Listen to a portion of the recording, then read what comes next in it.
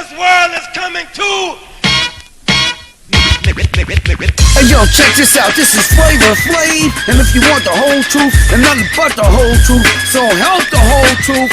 Hey yo, you better listen to Dante, baby. Dante!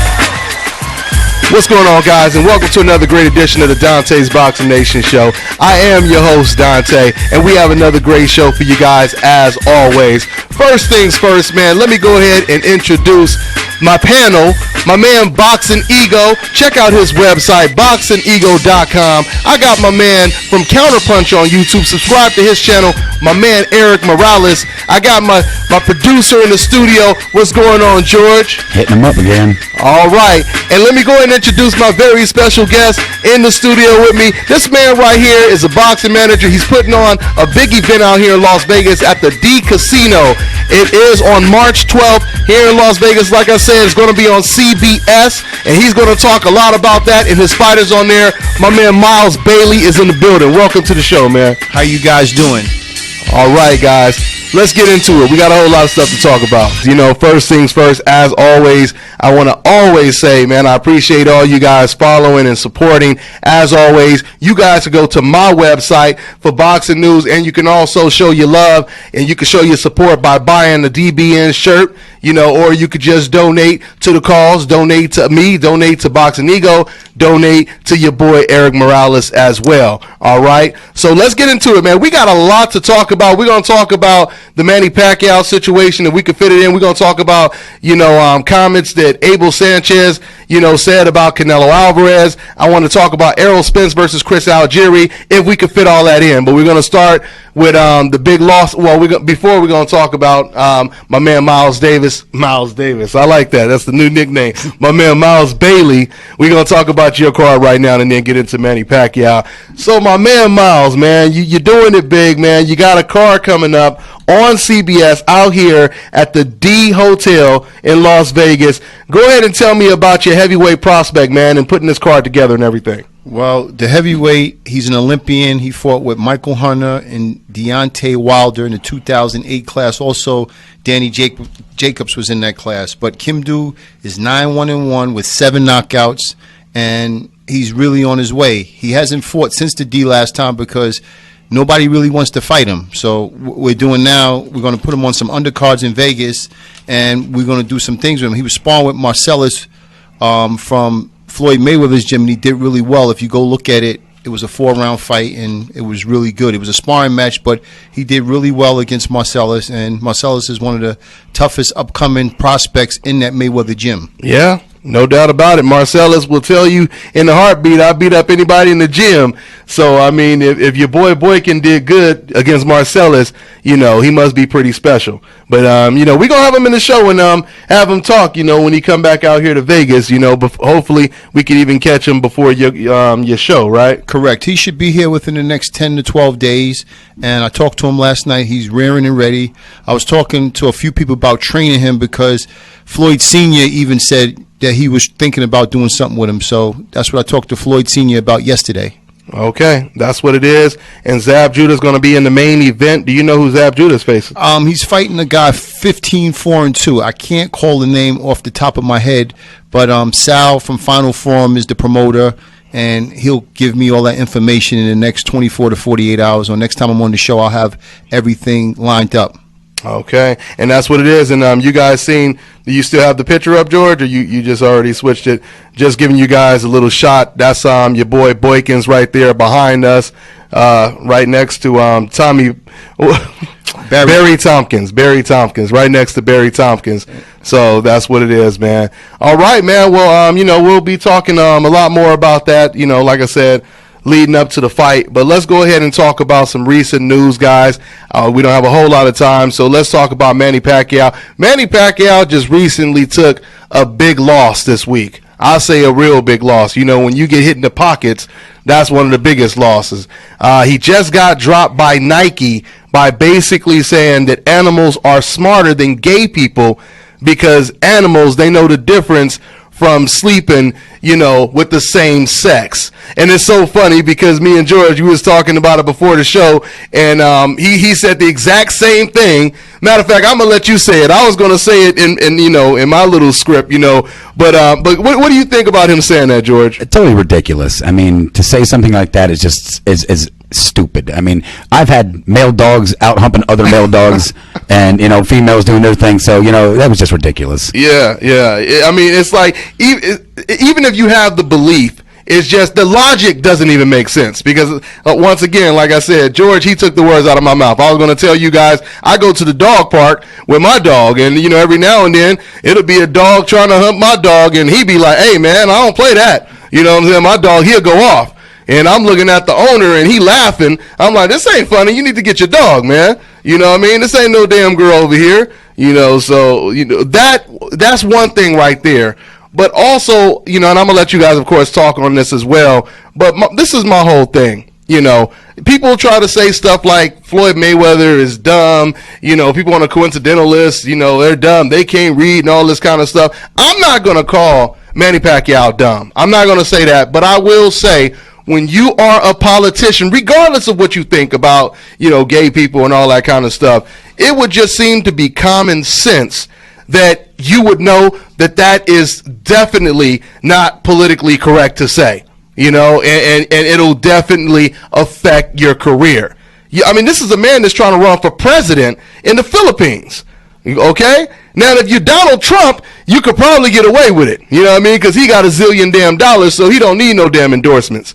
But when you Manny Pacquiao, it's a big difference. So I'll start with you, Boxing Ego, on this. You did a video. Check out Boxing Ego's video on this topic as well. But go ahead and give me your thoughts on this, man. Ego. Yeah. Just like the rest of like a lot of... Hold on, Ego. I'm sorry. Hold on, Ego. You breaking up, man. Hold on. We got to make sure we can hear you. Hold on 1 second. Hey, I'll go ahead and get back to you, Ego. Let's talk to you, Miles, since I know we got a microphone that works in here. Yes. So tell me, man, what are your thoughts on this, man? Well, I think he made a real big mistake. He probably regrets it, but I mean, again, when you lose those kind of endorsements with Nike and all those big brands, it really is not a smart thing to do because it's going to hurt you down the line for other possible endorsements. Yeah, other possible endorsements, other possible positions in office. I mean, we know, the Philippines is not as strict as, the states out here are, because his political career would be over with if he was in America. But, yeah, I mean, that can't really help you. You got people like Magic Johnson speaking against it. Even his own promoter, he said, I'm diametrically opposed, to the fact that he would say something like that. He said, Bob Arum said that he's for gay marriage and all that. And listen, the bottom line is it doesn't really matter if you're for it or against it. The fact is you don't go on TV telling people that animals are better than gay people, et cetera, et cetera. I mean, the funny thing about it is Manny Pacquiao, as far as I'm concerned, he was never really, political material. He was never, because people had already knew that he had these thoughts. He just wasn't bold enough before to just, or I should say comfortable enough before to just come flat out and say this kind of stuff. And yeah, he learned a lesson. He tried to retract what he said, but it's too late. The damage is done. And then once he realized that he couldn't retract, things and get his contract back and get things back to where it was before, then he just said, you know what, forget it. I'm glad that I spoke the truth. And that ain't gonna do nothing but make things worse, man. So anyway, I want to see if my boys, my guys are back on the line right now. They're not on the line yet? Okay, so we're going to go ahead and keep talking, guys, and wait till we get them back on the line. I'm going to talk to my man Miles over here. So, Miles, man, let's go ahead and talk about some more recent news, man. You got Errol Spence, man. Errol Spence, it looks like he's going to be fighting against Spence-Algieri, excuse me. This is a real good step up for him, man. Finally fighting a name, someone that we know, been in the ring with Manny Pacquiao, Amir Khan. What's your thoughts on that? Well, he should do well because when Floyd endorses a guy after 10 or 15 fights, generally he does well. and Floyd knows what he's doing because he's 49-0. So again, Spence being an Olympian, it would be really, that's the way to go, and I think he has a great shot. But you don't know until you get him in there and he gets under the lights and he knows the pressure. But I think Errol Spence will do well.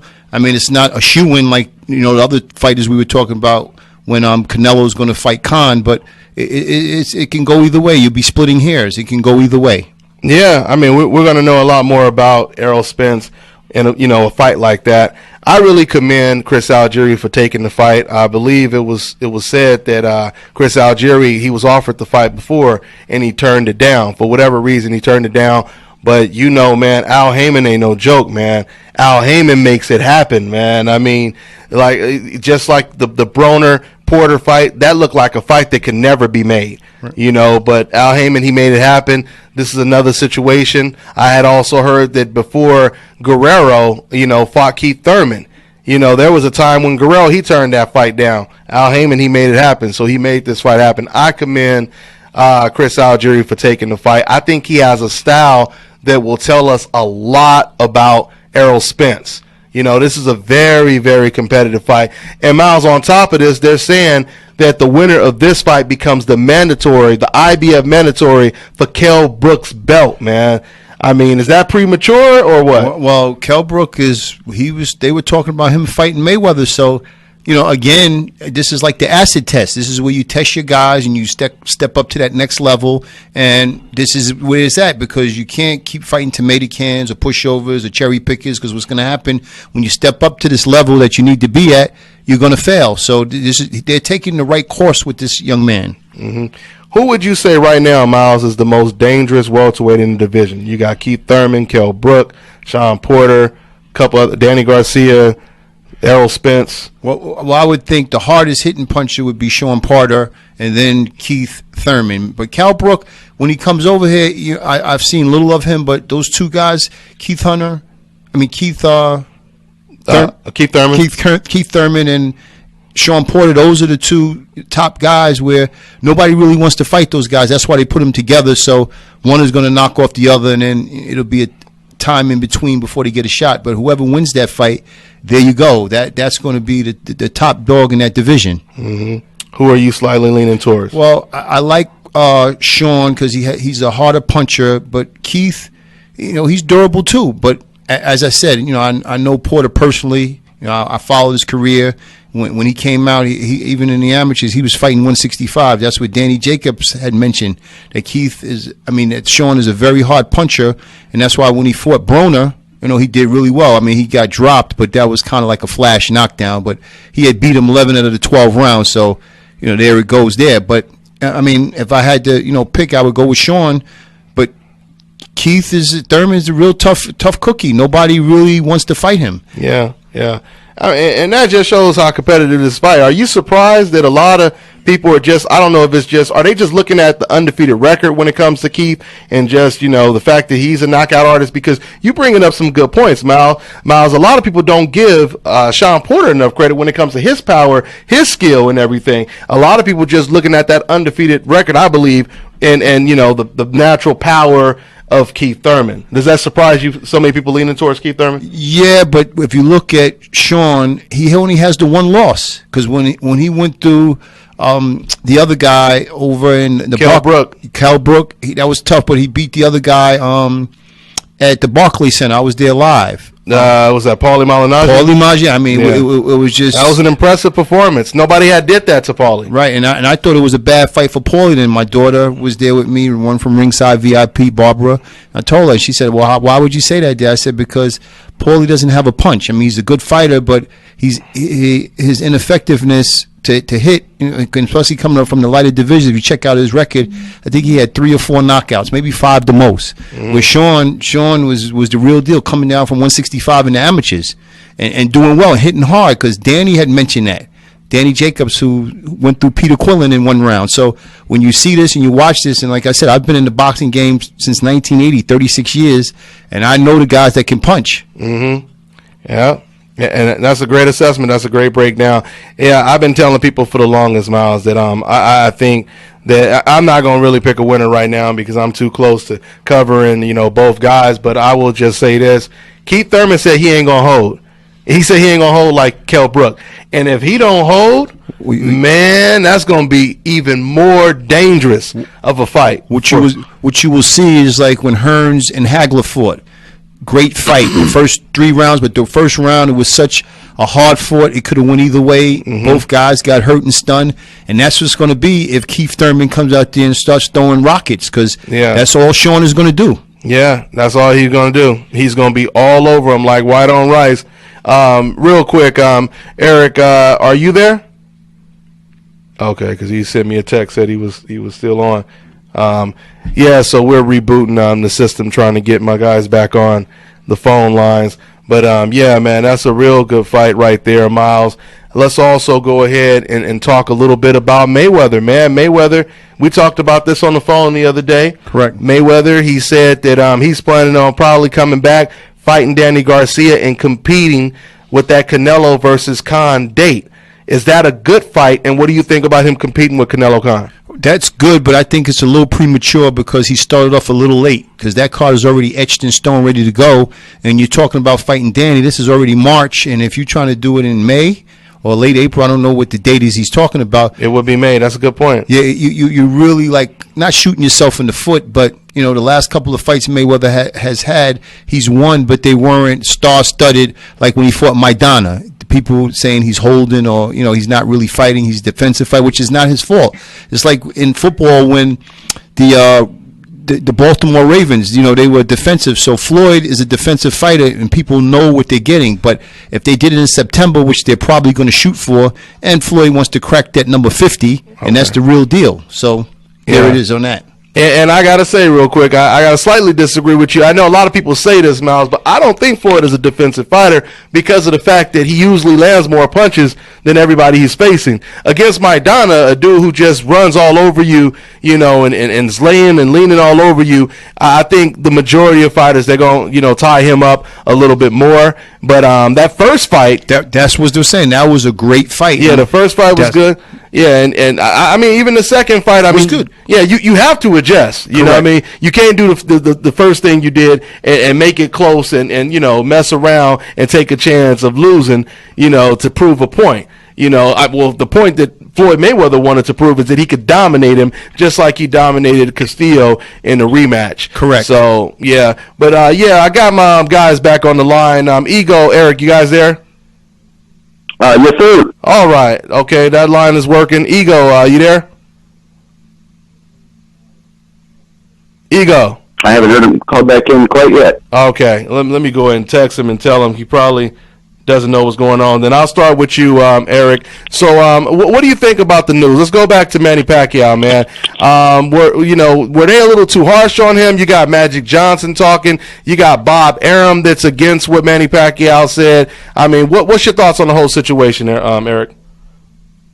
Well, I mean, surprising move. I mean, talk about a shocker. I thought Canelo Khan was enough of a shocker. Then we had this news come out. So the interesting thing about it was it seems like that was the second time he had made the statement.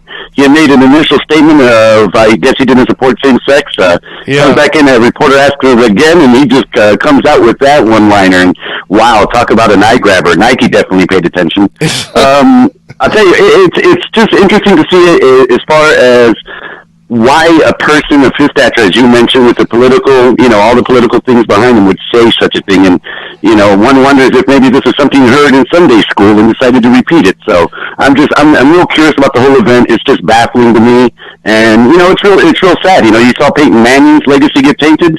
Well, now Manny Pacquiao's just got tainted. So wonderful 2016 for sports legend. Yeah. And what do you, Ego, is that you? You back? Yes. Okay, yeah. So we going back. I want you to start where you left off, man. Go ahead and continue where you left off. Going back to Manny Pacquiao. Eric just touched on it. So yeah, man, it's a lot of backlash. Like I said before, you made a video. Go ahead and elaborate on what you talked about when it comes to this situation, Ego. Yeah, and basically, I don't watch too much TV, but I do like nature shows, National Geographic and the Animal Kingdom, Animal Planet, those types of shows, Shark Week. And what he said is false, as you guys, I think, Miles said. Yeah. mating in the animal kingdom. But Yeah, aside George from said that, it was a foolish decision to say that. You have to I understand some people are oppressing the freedom of speech. I mean, that's true, but that doesn't. That means I can say anything I want. No, you know what I mean? Like, we know it's freedom of speech, but for every cause there's an effect, and I think you being a celebrity so long, having a high-profile fight on pay-per-view that you're charging pay-per-view for, and that's Bradley 3, you have to know better than to. I mean, what is the basis? You're an athlete. Why are you talking about your beliefs? You know what I mean? Just raise your kids how you want to raise them and things like that. I just don't see the need why he had to even discuss that in an interview, like his philosophies on same-sex marriage. And like you said, I think the way he went about it, like how he worded it, comparing, I don't know what he was expecting to gain from that. Like, you know what I mean? Of course it's going to ruffle feathers and things like that, no matter what side you're on of the fence you're on. So it's just all around a bad look anytime you lose an endorsement. We've seen Nike pull out deals with, like, Tiger Woods when he was going through his cheating scandal.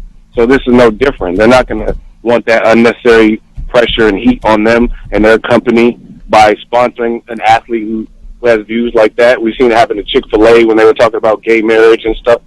But Chick-fil-A, the difference with that is they're a chain with food.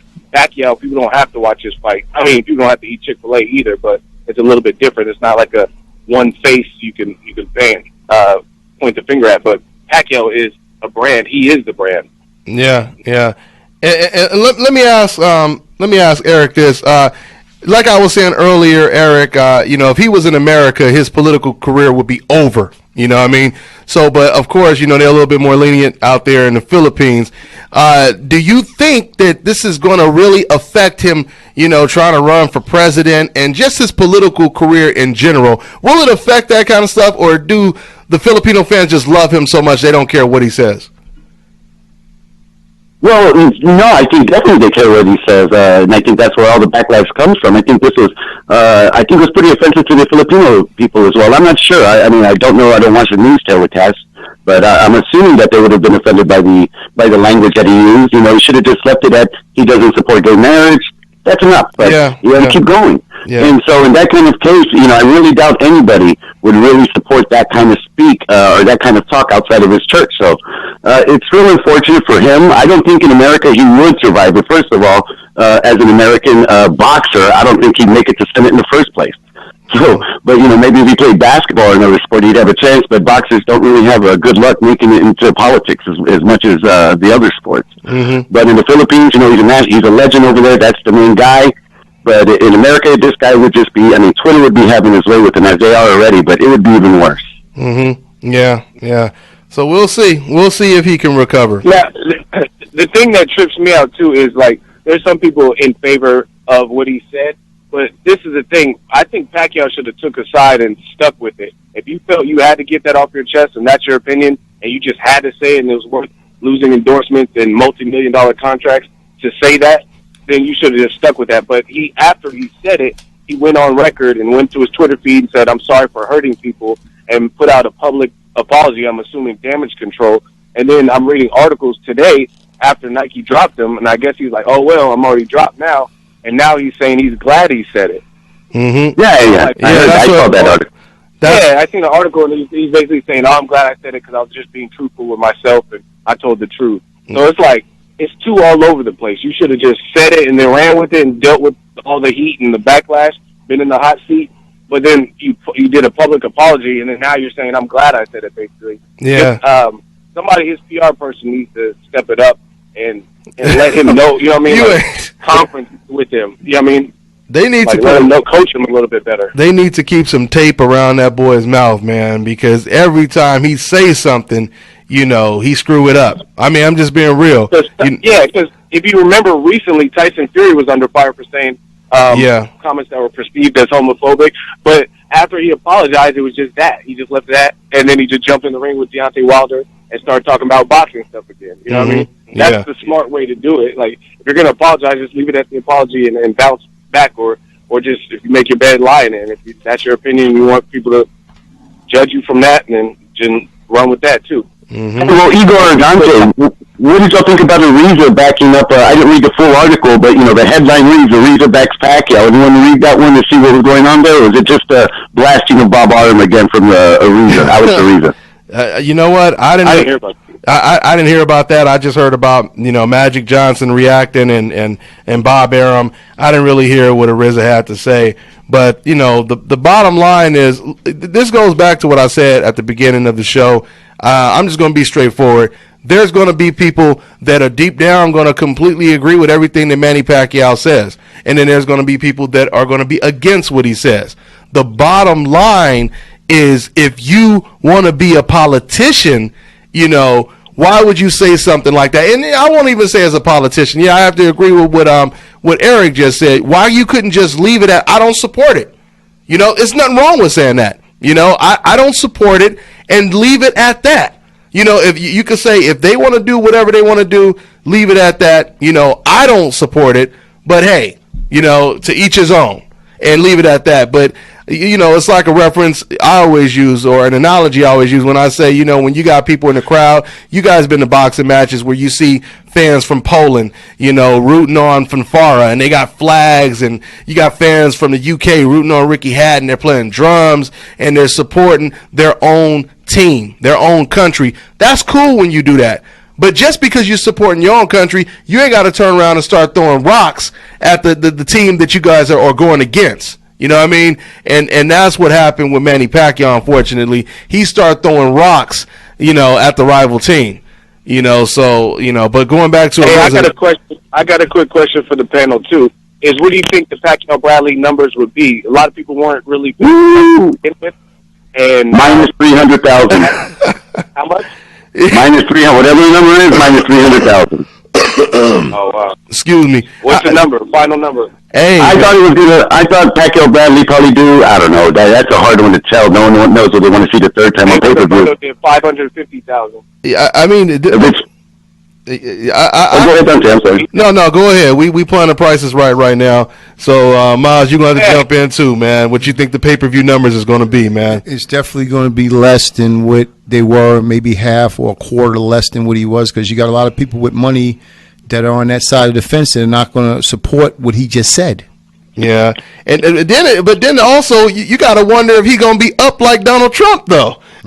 Because after Donald Trump said it, he went up in the polls. So you gotta wonder, man. I'm interested to see what the odds are going to be. Are the fans going to change their vote based on their hatred of his opinions? Or are they going to still judge the fight for the physical talent? So I'm interested to see how the odds will change. Well, I don't even know about that, because I think Bradley, if he comes correct, I think he has a good shot to win the fight. Oh, big time. No, I'm just betting that. I'm saying Vegas odds, not necessarily our own opinion. I'm saying what the odds on the fight to win. Yeah, will it affect the odds? Even with that, I would say Bradley should be a pretty close fight, even Vegas betting odds. It shouldn't be like the first fight or nothing. Yeah. Based on where they're at in their careers, I would say. Yeah. Will people start betting against Pacquiao based on these words? But you know what? Me and Ego was talking earlier, and Ego, you was telling me about the backlash that Magic Johnson was getting for basically saying we should boycott Manny Pacquiao. And from what you told me, it seemed that Magic Johnson was getting more backlash than Manny Pacquiao was. So I don't even really know if deep down, people are, going to really turn their backs on Manny Pacquiao. A lot of this stuff in boxing is, like I always say, it's like gangbanging. These gangbangers, they ride with their gang no matter what's going on. You know what I mean? If what they about to do is completely wrong, so go ahead, Ego. I was going to say, I hear you, but this internet stuff gives everybody a voice. Mm-hmm. And a lot of what people say they're going to do and the expressions and what they lead is not the truth. Because let that be told, Triple G versus David Lemieux was supposed to be Hagler Hearns, and everybody was going to support it. And then come to find out, it kind of tanked in the pay-per-view arena. It did 150,000. But based on all the comments I was reading, it looked like it was going to sell pretty well. You know what I mean? Same thing with Mayweather-Berto. People, they shitted on the fight, said it was terrible, and it did solid, $500,000. You know what I mean? So I wouldn't bank off random people leaving comments about Magic Johnson, because at the end of the day, are they going to spend $60, $70 to pay for a fight we've seen 3 times, especially with the backlash and stuff? Or are they going to stream in and go to a friend's house? Those are good questions, man. No, so okay. So we were trying to get a number. I'm gonna probably surprise you guys. I'm gonna go with a higher number, man. I think we're looking at anywhere from, I'm gonna say 450 to 500, man. I think this might. I don't know, man. He might go Donald Trump on us and get extra numbers. I don't know, So I mean, depending, Teddy Atlas and everything. I think this honestly will kind of blow over a little bit. I don't think these comments. My number, I'm going to say around what Canelo and Gulo did in the 300,000, like 300,000 to 375. Another big reason you got to keep in mind, there's a fresher fight it's kind of a mismatch in my opinion. That's Canelo versus Khan, and it's happening the very next month. Mm-hmm. So a lot of people, I mean, they got to save money. Man, that's a good point. No money for that's a good point. This, because I'm gonna watch Canelo Khan, a fight I've never seen, the next month. People don't want to keep coming out of pocket for pay-per-views every single month.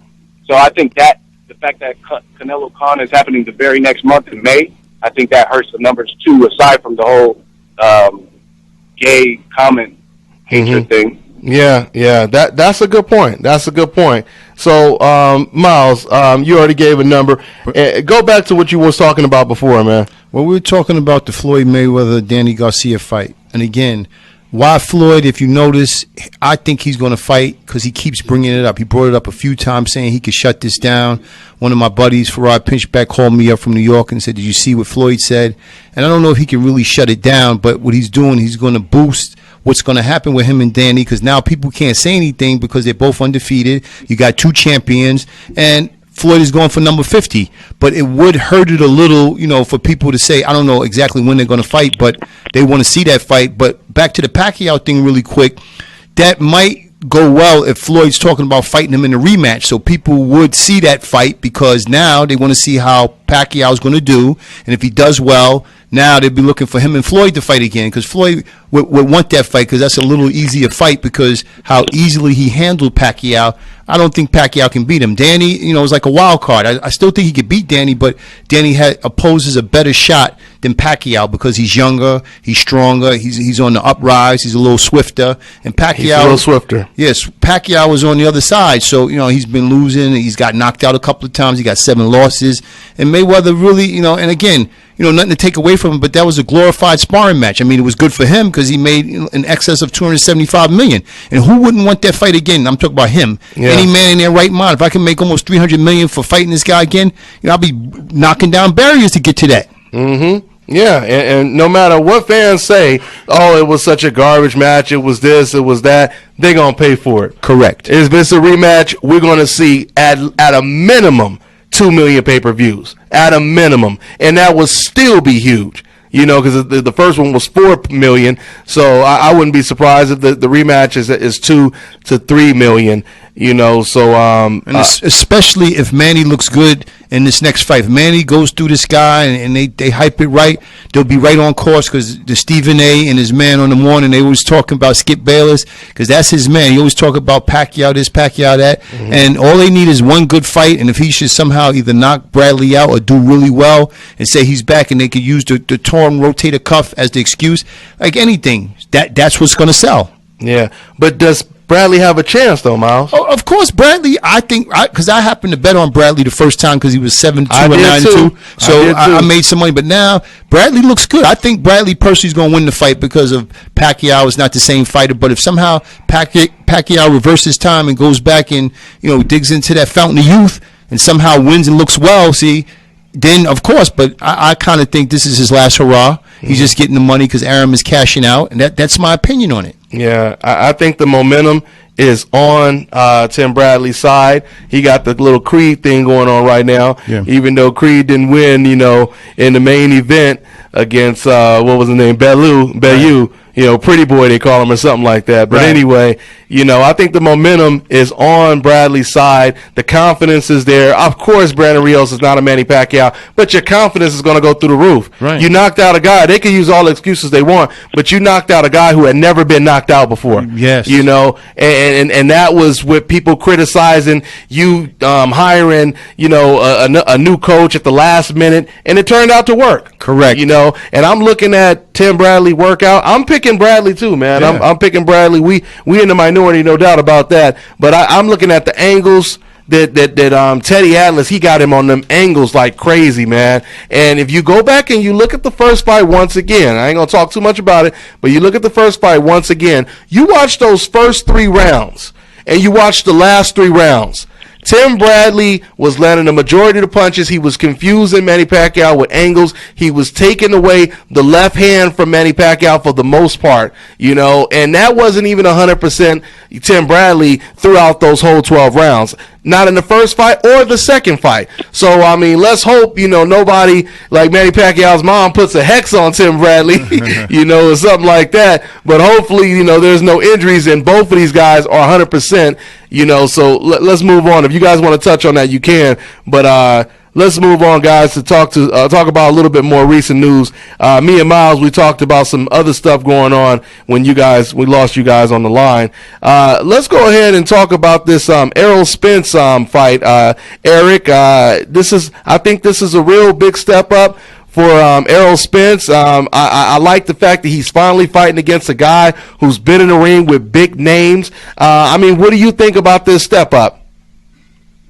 No, I like it. It's a good step up for Errol Spence. He needs a nice name on his record, and Spence-Algieri, if he can get through him, would be definitely a very good victory under his belt.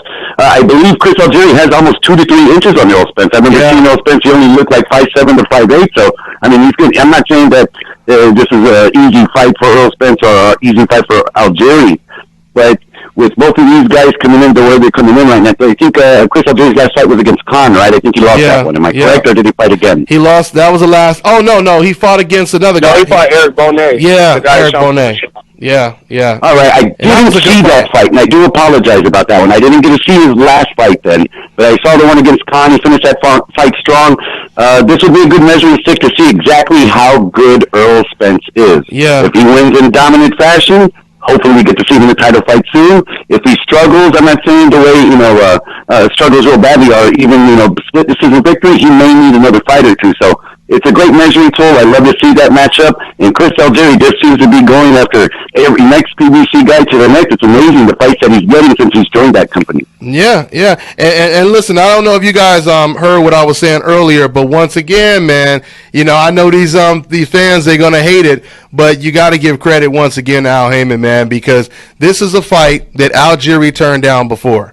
And so that Al Heyman did something to persuade Spence-Algieri to take this fight. Same thing happened in the Porter and the Broner fight. I'm not saying that Broner turned it down, but it took a long time to get that fight made because Broner was fighting at a smaller weight class and Porter was already at 147. Broner didn't want to go back up to welterweight because he's not a natural welterweight. But Al Heyman, he gave Broner enough incentive to take that fight.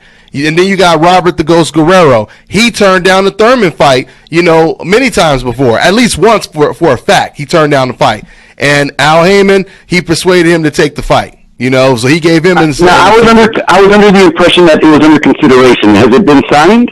It's under consideration. What I'm hearing, the articles that I'm reading, no, it's not official, but the articles that I'm reading, it sounds like they pretty much agreed to, excuse me, they pretty much agreed to fight. I think they're really looking for, a date or a venue right now. Right, it's the venue. It's the venue. Okay, so they both pretty much agreed. I think they already have the venue, too. It's just a matter of finalizing whatever they got to finalize. It's pretty much a go. That's the bottom line. They have to officially announce it before people can, like Earl Spence can tweet it out and stuff. Just last-minute business stuff. Okay. Hey, great move for Errol Spence. I applaud him. Good move for Spence-Algieri in taking a fight that I don't know what the odds are, but I think that's a fight that where he can make some noise, give Errol Spence some trouble. He can utilize his side and reach advantage. He can definitely show some problems. So, hey, great fight if it gets made. I would love to see it. I hope it gets made, and once again, I commend Algieri for taking the fight. Nobody wants to fight against, Errol Spence, especially. I mean, not only is Floyd Mayweather, praising him and passing the torch to him, but even Freddie Roach has basically praised him. And when I asked Freddie Roach, who's the future of the sport, who's going to replace Mayweather, Manny Pacquiao as pound for pound, I mean, he surprised a lot of people because he didn't say Canelo, he didn't say Golovkin. He said Errol Spence. So you got Floyd Mayweather, and you got like the complete polar opposite of the spectrum, someone like Freddie Roach, agreeing. But once again, we have to see it though. We do have to see it to believe it, So this will give us a great barometer, of how good Errol Spence actually is. And on top of that, they say the winner of this fight is the #1 mandatory IBF mandatory challenger for Kell Brook. Now that right there is going to be a real tough fight for Errol Spence right there, because a lot of people believe that Kell Brook right now is the best welterweight out there with Floyd Mayweather out of the game. So we'll see. That'll be a great fight. It's great that you brought that up, because with Kell Brook, we know he wants to fight in the UK. If he wins this fight, will Errol Spence go to the UK to challenge for that title? So that'd be interesting. I definitely, all of that is very fascinating. I want to see it all happen. Yeah, that's a 50-50 fight. A lot of people would probably argue it's 60-40 in favor of Kell Brook just because of his experience, but I would never really put it this way. I believe it's going to be very difficult to beat Errol Spence, and it's going to be very difficult to beat your boy Kell Brook. We're down to 3 minutes. I want to talk about this as well. Let's start with you real quick, Miles. Let's try to spread everybody out. Now, Abel Sanchez, he added someone else to his diva list. Because, the #1 guy he had on this diva list was Andre Ward, but now he's about to fight against Andre Ward with his fighter, Sullivan Barrera. But now he's saying that Canelo is a diva because Canelo is a middleweight champion and he's fighting at 155. What do you think about him calling him a diva? And do you agree with him? Or do you think that Canelo should be fighting at 160 if he has a belt at 160? Or should he just make money and try to cherry pick? What do you think, man? The problem really is Golden Boy. Golden Boy, this is his last hurrah, so he figures he's got to carefully move him, because if they lose Canelo, they have nothing left. So it's not Canelo's doing, it's Golden Boy and Hopkins. They realize that they got to keep hold of this fella, because if some kind of way he loses, they sink like the Titanic. Yep. Yeah, I have to agree with that. They got to keep that money up. Because, we're looking at the Titanic. I totally agree. So, Ego, man, what do you think about Abel calling him a diva, man? Man, I see where he's coming from, but the funny thing is we're in the age and the era of quote-unquote divas, if you want to be 100% real. That's like you having me saying, oh, Dante, you got a booger in your nose, ha-ha, and I got a booger in my nose. So if we're really being real, you're calling Canelo a diva. But your team said they would fight from 154 to 168 and gave that range, yet come to find out you'll only fight the biggest star in the sport, Floyd Mayweather, at 54. You didn't want to fight Cotto at 54. You didn't want to fight Canelo at 54. Only Floyd Mayweather. You don't want to fight Laura at 54. And then the same thing with Andre Ward. So, they're all in the same boat. You want to fight Chavez Jr. at the full 68, Carl Froch at the full 68, but you want to fight Ward at a catch weight of 164, who's the more accomplished. Why you want to fight the guy that beat the guy? He beat Carl Froch. Why you want to fight him at the catch weight, and he's quote-unquote pillow-fisted, let some of the fans tell it. So you want to fight the gung-ho Carl Froch Cobra at the full weight. So, a lot of people point the finger. Like, I've seen Freddie Roach say certain things about, oh, Mayweather did this, or Abel saying this about Canelo. But truth be told, if they're in the driver's seat, a lot of them are doing the A-side advantage and calling the shots and dictating. Willie Monroe, when he fought Triple G, got $100,000. Triple G got over $1 million. Yeah. Look that up. You know what I'm saying? So if you're the A-side, you're going to flex whatever weight you can in order to make it your advantage. Absolutely. And that's for everybody. Floyd, Canelo, Triple G, all of them. I totally agree, Ego. We pretty much out of time, but just to add on to that, you had Golovkin, who basically decided not to fight Andre Ward, who was pound for pound the best fighter in the world next to Floyd Mayweather. That could have easily propelled Golovkin's career if he would have took that challenge. Now he's got guys at the middleweight division who don't want to fight him, and he has Dominic Wade that he has to get past, but now he's fighting against a PBC fighter, so that means if he could fight him, he could have fought against Edislani Lara. So the diva thing is kind of hypocritical as far as I'm concerned. But we are out of time. I just want to say once again, thanks for my guest in the studio, my man Miles Bailey, man. Go ahead and give him the date and all the information and tell him to come check out your event, man. Yeah, it's going to be March 12th at the D, and I hope you guys come out. But there's two other guys I'm going to be working with, too. Keith and Mike Hunter, I'm working with. Those are the brothers from Vegas, and Mike Fowler. So look out for those guys. Mike is the heavyweight Heavyweight, the Olympian, and Keith is his brother. They like my family. And Mike Fowler, he's at 135. So there it is, guys. March 12th at the D. Come forward. We got 4 or 5 dates after that, and I'll keep you posted. I'm going to stick with Dante as we're here in Vegas, doing it big. Doing it big. All day. On CBS, by the way, too. My man Miles is coming up real fast, guys. So you guys going to be seeing a lot what Miles is doing and what we doing in collaboration, y'all. We'll see you guys next week. Thanks for tuning in. On to the next one, y'all. It's the Nation, baby. God bless.